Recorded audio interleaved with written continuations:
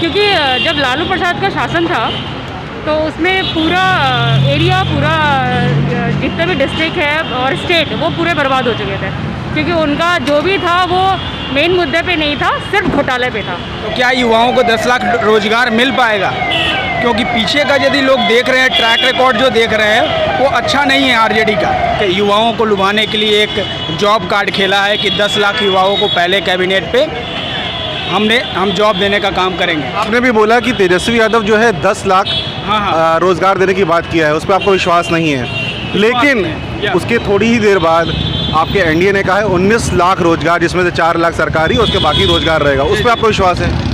I think NDA इसलिए नहीं जीत रही है कि एनडीए ने बहुत ज़्यादा अच्छा काम करा है, और आरजेडी इसलिए नहीं आ रही है कि उनने कोई काम नहीं करा है।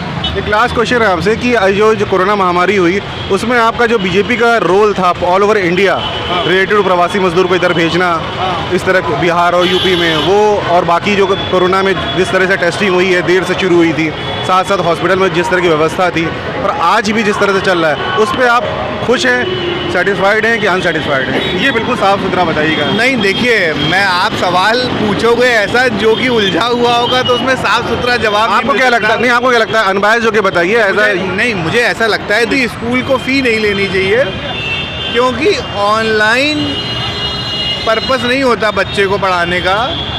एक स्कूल में जब बच्चा जाता है तो सिर्फ पढ़ने नहीं, अपने चरित्र का निर्माण करने जाता है। वो घर से बाहर निकलता है, वो अपने शिक्षकों से मिलता है, वो अपने दोस्तों से मिलता है, बहुत सारी नई चीज़ें एक्सपीरियंस करता है। तो अगर हम जो उद्देश्य वो नहीं दे पा रहे हैं तो मानक तौर पे वो फीस जो है हम एक समग्र अप्रोच रखनी चाहिए कि भाई क्यों हम बच्चे को भेजते हैं। बिल्कुल बिल्कुल।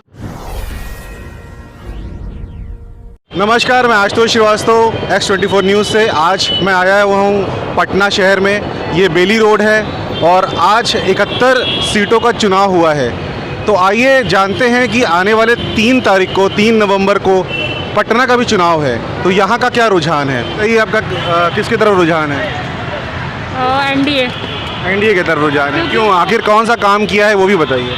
वो लास्ट 15 इयर्स तक बहुत अच्छा काम किए हैं, क्योंकि जब लालू प्रसाद का शासन था तो उसमें पूरा एरिया जितने भी डिस्ट्रिक्ट है और स्टेट वो पूरे बर्बाद हो चुके थे, क्योंकि उनका जो भी था वो मेन मुद्दे पे नहीं था, सिर्फ घोटाले पे था। तो अपना ये जो एनडीए सरकार आई है, अभी वो बहुत सारा ऐसा पुल बना है और शिक्षा में भी थोड़ा आगे हुआ है। तो हम चाहेंगे ये सरकार रहे और इनको और ज़्यादा ध्यान देना है यहाँ के जनता पे, इसलिए कि यहाँ शिक्षा थोड़ा ज़्यादा बढ़े यहाँ का, और बेरोजगारी है वो थोड़ा सा उनको बढ़ाना पड़ेगा। अच्छा, और किसी पार्टी पे आपको कोई विश्वास नहीं है? आरजेडी के बीजेपी है ना, बीजेपी तो बस केवल बीजेपी के ऊपर आपका विश्वास है, और भी कई नई पार्टियां लड़ रही हैं उसमें कुछ आपको? किसी में नहीं, बीजेपी है जो एनडीए के साथ है तो उस पर है। पर इस बार चुनाव आपको क्या लगता है किस मुद्दे पे लड़ा जा रहा है? देखिए, यहाँ पे चुनाव अभी त्रिकोणीय चुनाव हो चुका है। हर प्रत्याशी, हर पार्टी अपने अपने हिसाब से अपने अपने पार्टी के एजेंडे पे काम कर रहे हैं। अभी तेजस्वी यादव जो आरजेडी के मुख्यमंत्री प्रत्याशी हैं, उन्होंने एक युवाओं को लुभाने के लिए एक जॉब कार्ड खेला है कि 10 लाख युवाओं को पहले कैबिनेट पे हम जॉब देने का काम करेंगे। बट लोगों में यह विश्वास नहीं झलक पा रही है कि आइदर यह सरकार जब भी बनेगी तो क्या युवाओं को 10 लाख रोजगार मिल पाएगा? क्योंकि पीछे का यदि लोग देख रहे हैं, ट्रैक रिकॉर्ड जो देख रहे हैं वो अच्छा नहीं है आरजेडी का। तो लोगों में यह वोटर जो है, हम लोग जैसे लोग दुविधा में फंसे हुए हैं कि आइदर अपनी आरजेडी की तरफ जाएं या एनडीए गठबंधन की तरफ जाएं। दूसरा क्या है कि एनडीए जो है वो थ्रू आउट उसका जो काम करने का तजुर्बा है, चाहे वो केंद्र में सरकार हो, चाहे वो राज्य में सरकार हो, चाहे नीतीश कुमार का पर्सनल। ये बताइए कि आपने भी बोला कि तेजस्वी यादव जो है 10 लाख रोजगार देने की बात किया है, उस पर आपको विश्वास नहीं है, लेकिन उसके थोड़ी ही देर बाद आपके एनडीए ने कहा है 19 लाख रोजगार, जिसमें से 4 लाख सरकारी, उसके बाकी रोजगार रहेगा, उस पर आपको विश्वास है? विश्वास है। एनडीए में विश्वास इसलिए है कि एनडीए जो पिछले 15 सालों का जो शासन रहा है बिहार में, वो अच्छा शासन रहा है। बिहार में जब लालू जी की सरकार थी, इसके पहले, उस समय मैं यहीं पे कॉलेज में पढ़ रहा था। उस समय कोई नौकरी नहीं थी, मैंने भी अपने कैरियर के लिए अटेम्प्ट लिया सरकारी नौकरी के लिए, बट कोई जॉब नहीं था, जिसके चलते क्या हुआ कि जॉब न रहने के चलते हम लोगों को फिर प्राइवेट सेक्टर्स में मूव करना पड़ा। आपका क्या कहना है? आपका पहले अपना नाम बता दीजिए। मेरा नाम शशांक है और मैं यहाँ लखनऊ से आया हूँ। अभी मेरा ऑफिशियल वर्क है यहाँ पे फार्मा से। मैं लोकल नहीं हूँ यहाँ का, लेकिन मुझको एक चीज़ समझ में आती है कि एक अब्सेंस ऑफ स्ट्रॉन्ग अपोजिशन की कमी है। आई थिंक एनडीए इसलिए नहीं जीत रही है कि एनडीए ने बहुत ज़्यादा अच्छा काम करा है, और आरजेडी इसलिए नहीं आ रही है कि उनने कोई काम नहीं करा है। उनके पास एक एंटी इनकम्बिशन नहीं है उनके साथ ना। हाँ, एक सोच, एक है ना स्ट्रैटेजी की कमी दिखती है साफ साफ, चाहे वो तेजस्वी हों। और आई थिंक बहुत सारे पोल ये बता रहे हैं कि नीतीश कुमार जी जीतेंगे। तो आज के समय में हर चीज़ कॉम्पिटिटिव हो गई है भाई। आज कुछ सही और गलत नहीं आ रहा, अब कौन सा ज़्यादा सही है, कौन सा ज़्यादा गलत है, ये है डिस्कशन। तो आई थिंक जो लोकल मुद्दे हैं उनको समझते हुए रुझान जो आ रहे हैं प्रारंभिक रूप से वो एनडीए की तरफ जा रहे हैं। तो मेरे को लगता है कि ये दिखाता है कि सेंट्रल में जो देखिए इलेक्ट्रॉनिक मीडिया तो कह रहा है हाँ। कि आपका जो है एनडीए की सरकार दोबारा बनेगी, बट जो ग्राउंड रिपोर्टिंग हम लोग देख रहे हैं लगातार, बाकी लोग भी जो कर रहे हैं लोग, उनके हिसाब से लग रहा है कि ज़्यादातर लोग जो बोल रहे हैं वो कह रहे हैं कि इस बार तेजस्वी की लहर है, क्योंकि उनको एक बार चांस मिलना चाहिए। 15 साल हमने देख लिया, वो भी अच्छा किए थे, बट इनको भी मौका मिलना चाहिए। ये युवा हैं और हो सकता है कि ज़्यादा अच्छा काम करके दिखाएं जो एनडीए नहीं कर पाई। तो क्या आपको नहीं लगता एक बार इनको भी चांस मिलना चाहिए? नहीं, देखिए मैं आपको थोड़ा सा, क्योंकि प्रदेश आसपास हैं, अगर हम उत्तर प्रदेश की बात करें तो यही था कि जब अखिलेश चाह रहे थे कि अखिलेश जीतेंगे और बीजेपी की थोड़ा सा ये लग रहा था कि नहीं आ पाएगी, तो लोग कहीं ना कहीं आज का जो युवा वर्ग है वो समझदार हो गया है। वो ये चाहता है कि पार्टी को अलग हटके जिसने विकास पे काम करा है, जिसने कई मुद्दों पे काम करा है। तो इधर मुझे लगता है कि नीतीश की जो परफॉर्मेंस है, नीतीश कुमार की, वो तेजस्वी के ऊपर फार बेटर है। तो मुझे लगता है ऐसा कि इस बार एनडीए का आना चाहिए। बच्चों की फीस के लिए कुछ कहना है आपको? हाँ, फ़ी को थोड़ा अभी लॉकडाउन की वजह से थोड़ा फ़ी का ये हो गया, उनको थोड़ा माफ़ करना चाहिए। और स्कूल से गवर्नमेंट थोड़ा सा बोलना चाहिए कि वो हाफ कर दे, जो मिडिल फैमिलीज है ना उसको कम से कम थोड़ा हाफ कर दे और माफ़ कर दे। Thank you. अच्छा, आपके बच्चे भी होंगे, स्कूल जाते होंगे। हाँ, हाँ। स्कूल की फ़ीस के बारे में कुछ कहना चाहेंगे? ऑनलाइन पढ़ाई के बारे में, वो कैसे, जो लोग इस समय लॉकडाउन में जिनकी सैलरी नहीं आ रही है या आधी कट के आ रही है या उनकी नौकरी चली गई है, वो फीस नहीं जमा कर पा रहे हैं, बिजली का बिल नहीं दे पा रहे हैं, लोन ईएमआई कार का या घर का नहीं दे पा रहे हैं, उनके लिए क्या कहना चाहते हैं? और सरकार से क्या अपेक्षा करते हैं? सरकार से जो हम लोगों की अपेक्षा थी मिडिल क्लास वर्ग के लोन के लिए, तो लोन के मोरेटोरियम पे जो ब्याज था उसने सुप्रीम कोर्ट ने राहत दे दिया है। अभी भी अप्रैल के बाद से जो अक्टूबर तक का जो ब्याज है उस पर रिफंड आएगा लोगों को, और ब्याज माफ़ हो गया है। तो हो गया है क्या?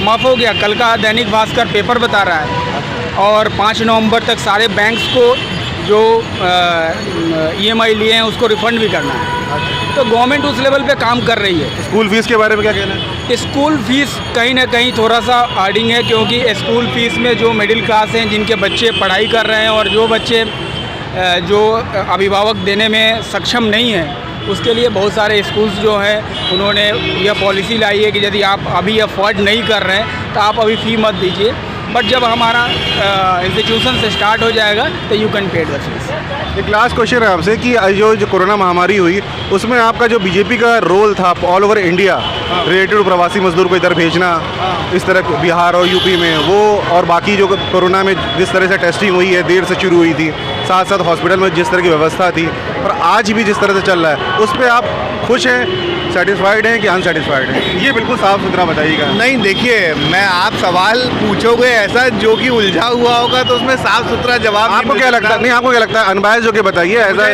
नहीं, मुझे ऐसा लगता है, देखिए पैंडेमिक है, ये पहली बार है। आज हम लोग इस मेडिकल फील्ड से आते हैं, ये कोई पोलियो नहीं है, ये कोई पुरानी जानकारी जो हैरिसन टेक्स्ट बुक्स और प्रिंसिपल है मेडिसिन की, जहाँ पर लिखा हुआ है कि ये बीमारी होगी तो ये दवाई ले लीजिए। हम सभी लोग डरे हुए थे, चूँकि कोरोना का म्यूटेशन बहुत फास्ट होता है, उसका जेनेटिक एक्सप्रेशन बहुत फास्ट चेंज होता है। वो लकीली है कि जो इटली में नुकसान हुआ, जो यूरोप में नुकसान हुआ, इतनी मॉर्टेलिटी हुई, वैसी इंडिया में नहीं हुई। भाई हमारा देश बड़ा है, आप अगर इसका एनालिसिस करेंगे तो इटली दुनिया का दूसरा या तीसरा है जिसकी मेडिकल इंफ्रास्ट्रक्चर सबसे स्ट्रॉन्ग है, वो देश भी चरमरा गया। तो हमारी जो इंटेंट था सरकार का, उसने वो कोशिश करी, कई जगह हम लोग सक्सेसफुल हुए। दिल्ली, महाराष्ट्र, यहाँ पर जो है आइसोलेटेड काफ़ी ज़्यादा केसेस आए, मॉर्टेलिटी काफ़ी हुई। उत्तर प्रदेश की जनसंख्या ज़्यादा है, वहाँ पे या बिहार में उतना केस नहीं हुआ। बिहार का डाटा देखेंगे तो 92% रिकवरी का डेटा है। तो मेरे को ऐसा लगता है कि एक सम्मिलित वो रहा, एक्सपीरियंस रहा सरकार का। सरकार को भी नहीं मालूम था कि क्या था। सरकार लॉकडाउन करके इस कंडीशन को डिले कर रही थी कि भाई हमारे पास इंफ्रास्ट्रक्चर तैयार हो जाए अगर उतना आता है। तो मैं ये कहूँगा कि पासिंग मार्क्स सरकार को देने चाहिए हमें कि लॉकडाउन करके उनने कोविड की सिचुएशन को डिले करा, और जो एक पैनिक सिचुएशन थी कि अरे कोविड हो गया तो आदमी मर जाएगा, तो उस पैनिक सिचुएशन को डिले करा। आपने एक सवाल इनसे और पूछा था कि भाई फ़ी के रिलेटेड, स्कूल फ़ी के रिलेटेड, तो मेरे को लगता है, ये मेरा व्यक्तिगत मत है कि किसी भी स्कूल को फ़ी नहीं लेनी चाहिए, क्योंकि ऑनलाइन पर्पस नहीं होता बच्चे को पढ़ाने का। एक स्कूल में जब बच्चा जाता है तो सिर्फ पढ़ने नहीं, अपने चरित्र का निर्माण करने जाता है। वो घर से बाहर निकलता है, वो अपने शिक्षकों से मिलता है, वो अपने दोस्तों से मिलता है, बहुत सारी नई चीज़ें एक्सपीरियंस करता है। तो अगर हम जो उद्देश्य वो नहीं दे पा रहे हैं, तो मानक तौर पे वो फीस जो है हम एक समग्र अप्रोच रखनी चाहिए कि भाई क्यों हम बच्चे को भेजते हैं। बिल्कुल बिल्कुल। और वैसे भी अगर लेना भी है तो केवल ऑनलाइन क्लासेस की फीस आप 1/4 ले लीजिए, जिससे लोग दे सकते ले लीजिए। तो इसमें मेरा काफ़ी डिबेट हुआ। मेरा बच्चा खुद DPS लखनऊ में पढ़ता है, तो उनका आपने फीस जमा की है? हाँ, मैंने करी। मुझे मजबूरी में फीस जमा करनी पड़ी, प्रेशर में आके मैसेज किया। तो दिस इज़ द फैक्ट, है ना। ठीक है। एक लास्ट क्वेश्चन और है, वैसे इसके बारे में एक्सपेक्टेड है आपका आंसर। एक भ्रम फैला हुआ है कि इस चुनाव में अगर बीजेपी हार रही होगी तो EVM का फिर से खेल हो सकता है, जैसा कि अभी तक प्रूव नहीं है। देखिए, ये एक्चुअली क्या है, खिसियानी बिल्ली खम्बा नोचे वाली कहानी होती है। जहाँ हार गए तो EVM खराब था, जहाँ जीत गए तो वहाँ EVM ठीक था। तो मुझे लगता है कि आज की जनरेशन इन सब चीज़ों को समझती है, और इसका प्रतिफल है कि NDA या बीजेपी ने जो काम करा है, जो उनका इंटेंशन है, वो दिख रहा है, और युवा जनरेशन उसको समझ रही है। इसलिए NDA के पास परफॉर्मेंस है एज़ कम्पेयर टू वो है। और मैं फिर भी कहूँगा, आज मैं ये कहूँगा कि हमारे देश के लिए अच्छा नहीं है कि हमारे पास एक स्ट्रॉन्ग अपोजिशन नहीं है। चाहे वो राहुल गांधी हो, चाहे अखिलेश यादव हो, चाहे तेजस्वी हो, कोई भी हो, हमारे पास एक स्ट्रॉन्ग अपोजिशन होना चाहिए। डेमोक्रेसी में वो नीड होती है। तो अभी हमको लग रहा है कि जो कर रहा है NDA ही कर रहा है, और मेरा बिल्कुल ये मानना नहीं है कि पिछले 60 सालों में कांग्रेस ने काम नहीं करा। कांग्रेस ने बहुत सारी चीज़ें अच्छी करी हैं, लेकिन अब स्कोर कार्ड पे हमें आगे बढ़ना पड़ेगा, प्रोडक्टिविटी और परफॉर्मेंस में आगे बढ़ना पड़ेगा। एक और क्वेश्चन का जवाब दे दीजिए कि पेपर पूछिएगा लास्ट। नहीं, इसका का जवाब देना चाहे। पेपर में आपने देखा होगा कि न्यूज़पेपर में मोदी जी की तस्वीर छपी थी 3 दिन पहले।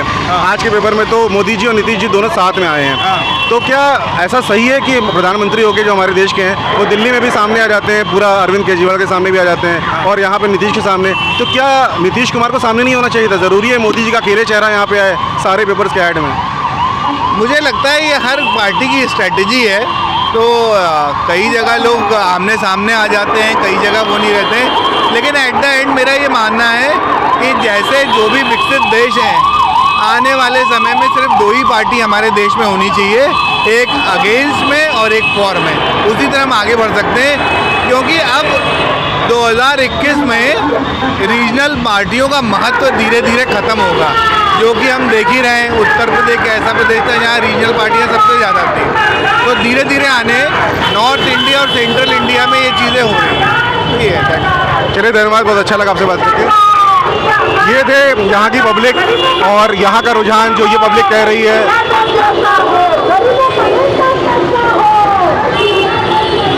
जैसा कि आपने देखा कि यहाँ की लोकल पब्लिक और जो लखनऊ से आए हुए हैं, उन्होंने भी कहा कि उनका रुझान है NDA के गवर्नमेंट को दोबारा मौका मिलेगा।